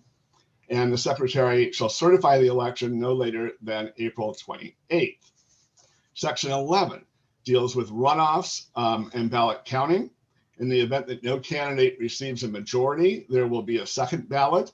The next several sections set forth the timelines for that the ballots will be sent on May 3rd, that they have to be returned by May 31st. We're not counting ballots if you weren't a candidate that was certified, and the secretary will certify the election by June 7th, unless the secretary is a candidate, in which case the co-chairs of credentials will certify that election for that particular case. And finally, that any challenge arising under these sections will be processed according to the rules in Article 12, which deals with the Compliance Review Commission. This is the committee's report under Robert's Rules of Order. A committee report does not require a motion and a second. So we're on to debate, and if staff could recognize what persons wish to speak in favor at this time, please raise your hand, and staff, please provide a list of the 4 people as Kobe had done earlier, if there are any. Gary, I'm going to have Moises. We're going to talk about the voting process very quickly. Okay, good. And then for this motion, and then we'll go on to racking people up for in favor and right. against. Moises? Yes. So what we will be doing from here on out is we have heard your concerns. We will be shifting to the method of just using the hand votes and counting them in order to not have people have to continue to click either the yes or the no. We will first call in favor and then against the motions for the votes. And so all you will have to do is raise your hand. If you're on the phone, it will be *9. If you are using, if you're using Zoom, it'll just be the raised hand function. Please leave it raised while we're counting. It will take a minute for us to count fully, and we'll do the same announcement we've been doing. Okay, so all those who wish to speak in favor of this, please raise your hands at this point in time. Gary, one more thing. Glenn Glazer would like to make a point of clarification. Okay. And then we'll have to restate the motion. All right. Mr. Glazer, please unmute Mr. Glazer. Thank you for recognizing me. No, it's really more like a point of information or so, really a request that I hope doesn't require a bylaws amendment. But I would, pursuant to Section 6 of the amendment, I would like to see after the deadline has passed that the party post all people who have qualified as candidates on a prominent place on the website. Okay, I believe that we will be doing that. Is that correct, Mr. Chair? Yes, absolutely. We can do that. Thank you, sir. Thank you. I believe Mr. Fink has his hand up as well. Or is that just to speak in favor? No, you are correct. He does. Yes, I have a request for information about the process, which I am also hoping doesn't lead to a request for an amendment, but it's about the receipt of votes. There is a deadline for receipt of votes on this. This, of course, is a smaller body. It is the delegates. Is there an electronic means of receiving the votes so that I could email, or if I'm in that case, faxing votes? Because again, I think that it's important that we have a certainty for votes to be received for state party officers. If there's an email option to cast a ballot, and since not an anonymous vote, there should be, I think that my concern would be satisfied. So I'm asking if that's correct or not. Well, Section 4 provides that transmission and completion of the ballots could be by various means as decided by the chair. So I would have to ask the chair and staff how that's intended to be done. We intend to ensure to create the mechanisms such that every delegate who receives a ballot has plenty of time and mechanisms to transfer that ballot back and to ensure the accountability and transparency of that vote. So, yes. Thank you. I appreciate the Rules Committee Chairman for the clarification and the party chairman for the clarification. I yield. Thank you. So any speakers, let's get the speakers in favor of this at this point. Please raise your hand to be recognized. Of course, if there are no objections, we can pass this right away. I don't see anyone at this point in time seeking to speak in favor. So anyone wish to speak opposed? Garrett, can I Yes. quickly interrupt? Sorry. It Yes. looks like some people are getting confused. The raised hand function is not one of the reactions that you are clicking. It's not the clap hand. It's not the raised thumb. It is a button, raised hand. It should be under the participants menu. You can either find it in the ellipses, the 3 buttons in the participants menu, or there should be, unfortunately, I wish I was a participant so I could show it. It should also be a menu option in the participants menu. Yeah, I'm actually seeing 2 people that seem to be raising either a hand or clapping under the 3 dots. Not sure what that is. Yes, we do now have Becca who's raised her hand. Oh, and looks like she put it down. Should we re-ask for people in favor? Certainly. Yeah. Anyone who wishes to speak in favor of this, please raise your hand. Okay, I see Jane, Wishon, Corey Allen. Are there any others? Right, hopefully that will be enough. Anyone who wishes to speak in opposition,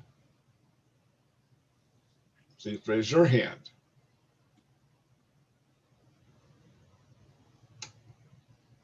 Not seeing any in opposition, we will go through the current speakers list. Ms. Wishon. Please unmute Jane. Oh, so you can hear me now. Hi, this is Jane Wishon. I'm from 8054. I realized I should have said that earlier. Since there doesn't seem to be opposition, you really don't need to hear from me. But I just think that clearly we need these rules that have been well thought out in order for us to be able to have our virtual convention. And I urge a yes vote. Thank you.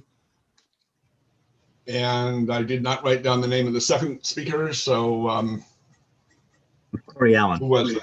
Okay, Corey Allen. Yes. Sorry, I thought we were voting already. Oh, okay. Then seeing no one seeking recognition and having exhausted the speakers list, all those in favor we're raising hands, right? Raise your hand. Yes. So we will be using the raised hand function. It's either under the participants menu in the 3 ellipses. It's also under reactions, but it is just the raised hand function. There's not a clap. It's not a thumbs up. Raise hand function. And it should also be in the participants. So give us 1 moment.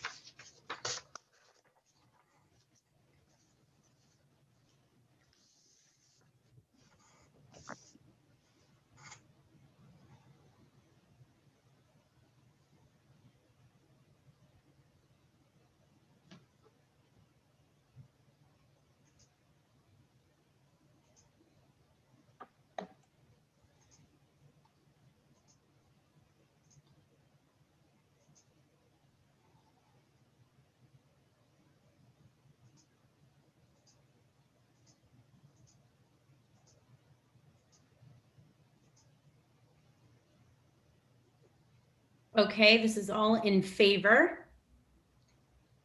We have Right, so let's go ahead. we have 138.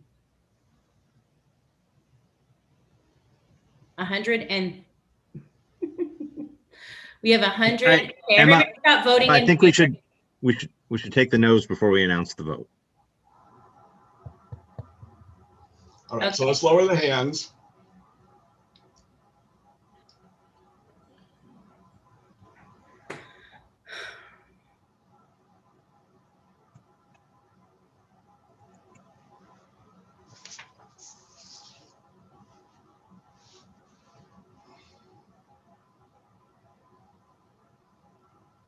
Are all hands lowered? I see Mariana Andreas's hand still up. All right, that's down. Okay, so now we'll have the no vote. Everyone who is opposed, please raise your hands. Going once. Going twice. Sold. Looks like it's unanimous. So what was the number? So we have 140 yeses and 0 nos. Okay, great. The Amendment 3A is adopted. All right, now the rules of convention. Again, unless there's objection, I'm not going to read these 4 pages of rules, 3 pages of rules. These are essentially the same rules that we have always had for the convention, with amendments in order to make them work for a virtual environment, plus the addition of the current rules with regard to the consideration of resolutions by the Resolutions Committee. And with that, since it's a committee report also, it's been moved and seconded by the committee, so we are on discussion. So anyone who wishes to speak in favor of the rules, please have your hands raised. And we'll alternate also. Okay, I'm seeing Thomas O'Shaughnessy, Michelle Krug, and Carolyn Fowler. Anyone else? All right, and Deborah Vinson in favor. Okay, hands down. Anyone who wishes to speak in opposition to the adoption of these rules?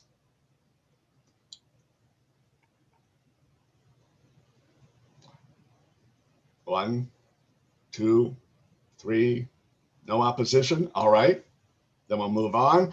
I would encourage those that may have raised their hand to speak in favor that perhaps we don't need to do that. But Thomas O'Shaughnessy, you're first.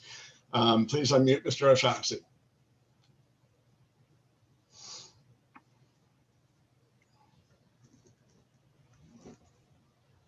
Thomas, you should be able to unmute. Short and simple. A lot of this is templated year to year, cycle to cycle. The Rules Committee has done a great deal of effort, so has the staff and officers. I say we should vote them in. Thank you. Right. Michelle Krug, speaking in favor also. Mine was actually just a clarification. Okay. And I'm fine with the rules. But and somewhere in there, it actually specifies that the raised hand, if you want a clarification, a point of order or point of information, that you must put it in the chat. So I would just like that at some point clarified so that it doesn't distinguish for people who do not have the ability to use the chat from using the raised hand function. That's all. All right, thank you. That will be addressed in the rules of the actual meeting when we have it. All right. Gary, yes. I would like to unmute Julie Sue so she could make a scripting correction. All right.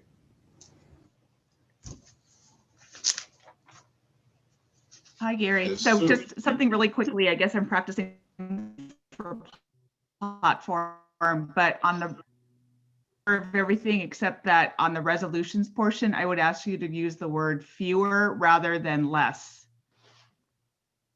Okay, and where does that appear? Sorry? Where does that appear?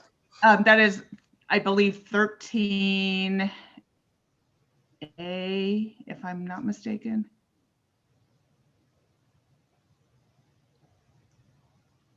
All right, well, in section 13 of these rules, we will change fewer to less unless there is objection. I don't see any objection, so ordered. Ms. Fowler.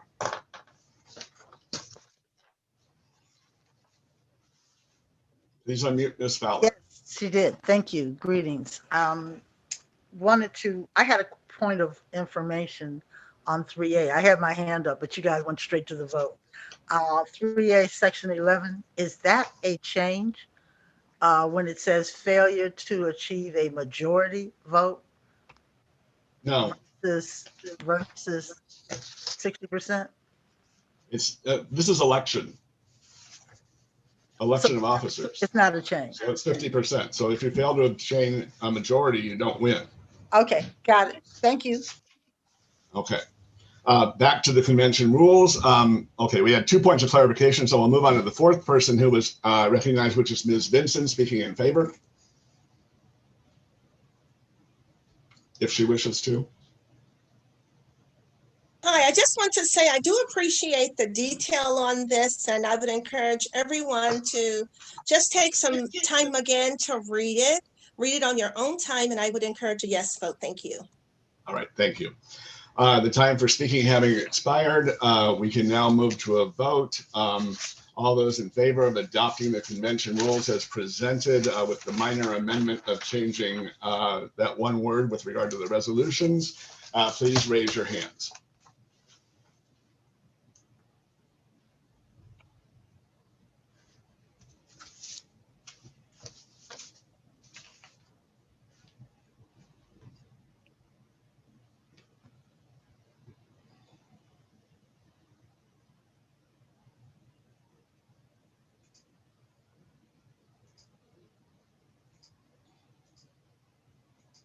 All right, now staff would let us know when you have a final count for this.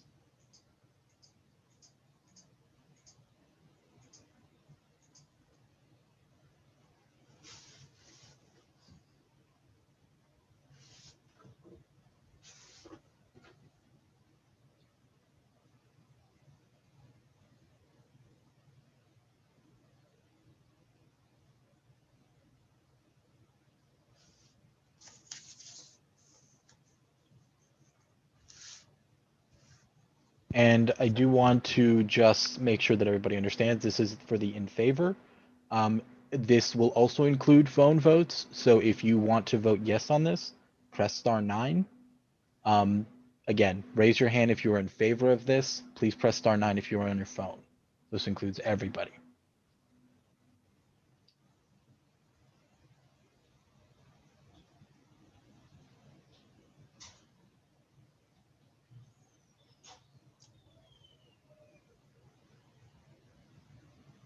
We have a last count of 149 yeses.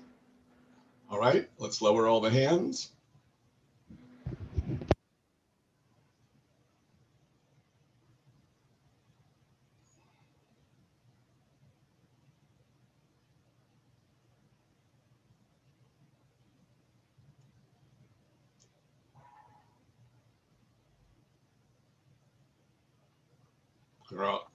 Okay, almost. Again, this is for against. If you'd like to vote on this and you're on the phone, *9. This is for against. Raise your hands if you are against.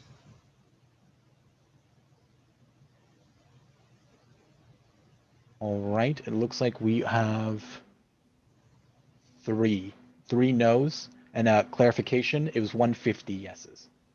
Okay, the motion passes and the rules of the convention are adopted with the one word change regarding the resolutions and the words lesser and fewer. All right, finally, we have the agenda of the convention. This is a tentative agenda. It indicates that the chair can change the timing of agenda items. We never have a full fleshed out agenda presented to the executive board. I would request its adoption, and it's the report of the committee, so it doesn't require a motion and a second. Is there anyone who wishes to speak in favor of adoption?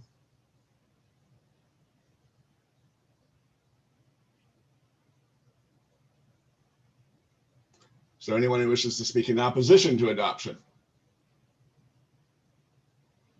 Seeing none, we can move to a vote. All those in favor of the tentative agenda, please raise your hands. And if you're on the phone, *9. Gary, can you announce the dates? Someone's asked. Sure, May 26th to April 2nd.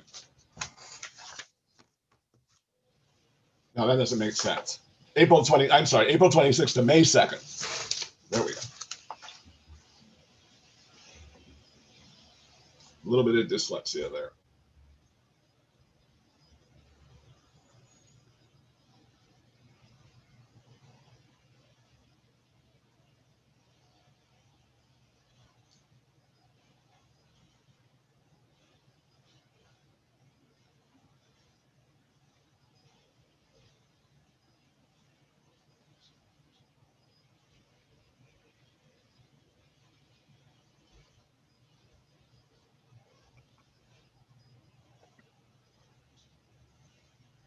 All right, we have final count of 126 yeses. Okay, let's lower all the hands.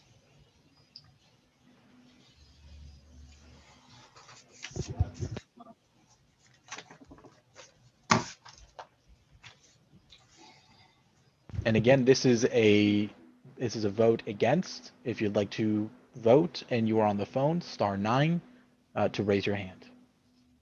And this is on the tentative agenda for the convention. Anyone opposed, please raise your hand, or *9. All right, looks like we have one vote for no. And to clarify my previous 128 yes, that was from Steph. All right, the tentative agenda for the convention is adopted. I want to thank everyone for not putting me through what Kobe had to do with each of these documents. Thank you so very much for that. And I'm turning it back to the chair. All right. Thank you, Gary, and thanks everyone for working through those important items as we head towards our upcoming virtual convention. We have concluded with the agenda as was posted. We've completed our business. However, there was one important item that I wanted to essentially get a sense of the executive board before we adjourn today. And that is two items that the legislative committee took up on Wednesday, January the 13th. Obviously, we have watched the insurrection in the US Capitol, the incitement, and then impeachment of Donald Trump. And there were two House resolutions that the legislative committee came together and unanimously supported to put before the body. One was HR 21, which called on Vice President Pence to invoke the 25th Amendment to remove Donald Trump. The second was in support of HR 24, the articles of impeachment of President Trump for high crimes and misdemeanors. These items, given the timelines, have not been properly noticed for the executive board today. However, these issues are obviously critical, vital to our democracy and are moving quickly. Obviously, we only have 3 days left in this administration, but I do think that it is important that as we as a party, we are clear in our support for these two items. And therefore, today, before we adjourn, I simply wanted to take a sense of the e-board and with regards to support of these two items, again, unanimously supported by the Legislative Standing Committee, who have brought them forward to the Executive Board and will ultimately be considered and my guess is adopted by the body at the virtual convention. But here today, I simply want to put a very simple question before the Executive Board and take an up or down vote on that question. And that is, should we, as the California Democratic Party, support one, HR 21, calling on Vice President Pence to invoke the 25th Amendment and remove Donald Trump from office. And 2, support HR 24, articles of impeachment against President Trump for the incitement of an insurrection on the US Capitol.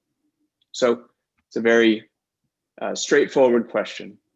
Should the California Democratic Party support HR 21 and HR 24? So with that, I want to put it to you. We'll open the rolls. We'll call for the yes votes. If you support the California Democratic Party being on record, supporting HR 21, supporting HR 24 for the 25th Amendment and for impeachment, please vote yes. We'll hold the roll for just a moment. Please raise your hand to vote yes. Let me clear because we had people raising their hands to speak. So let me clear the hands just to make sure.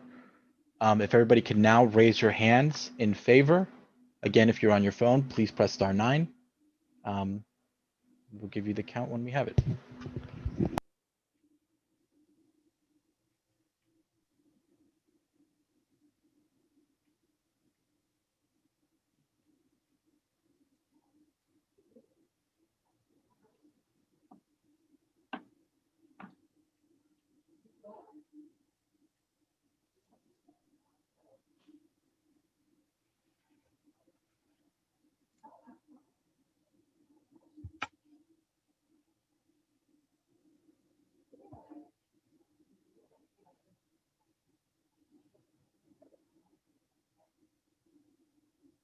All right, we have taken the count for the yeses, 147 yes.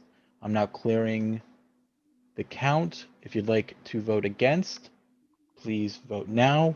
And if you're on the phone, please press *9.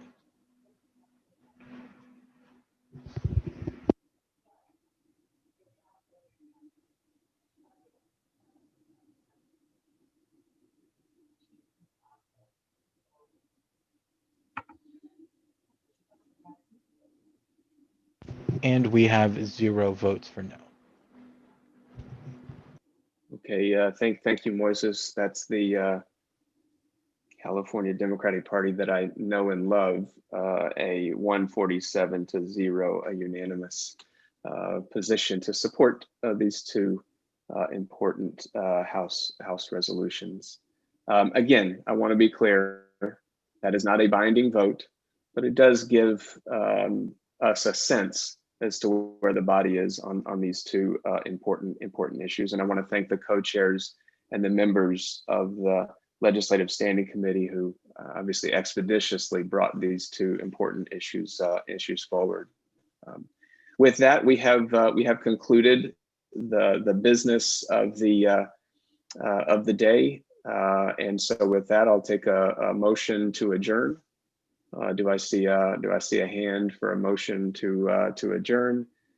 I do see plenty of motion hands to adjourn and a second. So without debate and without objection, we are adjourned. Thanks everyone. Be well. Bye-bye.